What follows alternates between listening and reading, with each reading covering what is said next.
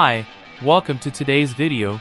Today I am so excited to tell you guys about Warzone 2 new DMZ mode.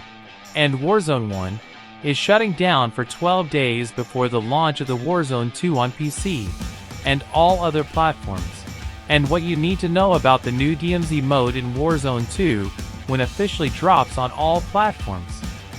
While the follow-up to Warzone is largely exciting fans with its advancements in the core Battle Royale mode, Warzone 2 is also set to launch with something entirely unique in DMZ. This secondary game type allows players to focus on new objectives, battle AI, and extract with high-gear loot. The new DMZ game mode launches alongside Warzone 2 on Wednesday, November 16th. Both arrive as part of the mega-sized Season 1 update spread across Modern Warfare 2. This means players have plenty of options as soon as the first season of the new cycle gets underway.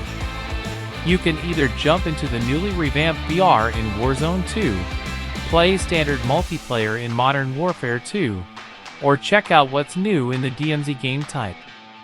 But before that, if you like contents like this, hit the subscribe button and leave what's your thoughts on the new gameplay mode.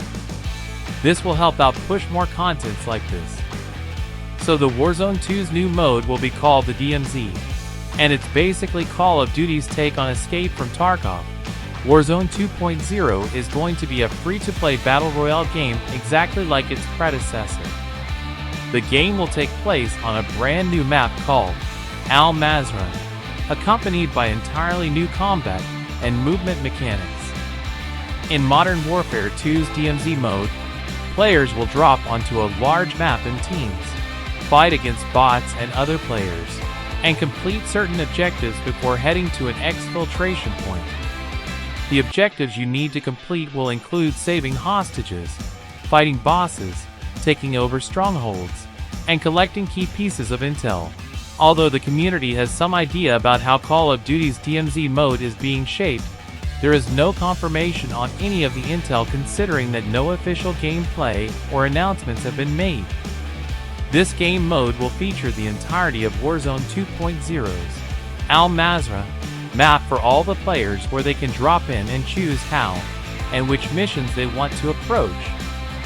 COD's DMZ mode will also borrow some elements from The Division's Dark Zone, in that teams won't need to fight each other. In fact, teams who choose to engage other teams will get a bounty on their head. New leaks about the DMZ mode imply that fans can choose from a set of different options to play the game mode. The map will be filled with advanced AIs that can discern if the fight is worth taking or if they should avoid it to gain an advantage over the players. The game mode is supposedly going to have both PvP and PvE modes where players can select options that tend to their comfort zones to be able to enjoy the sandbox game mode, as Infinity Ward developers have confirmed in the past. The most evident leaks imply the presence of many objectives that players can choose to complete and extract from the battlefield. These objectives can include missions like escaping with certain enemy weapons, securing a certain amount of cash from around the map, gaining intel from heavily guarded areas, or even securing SAM sites.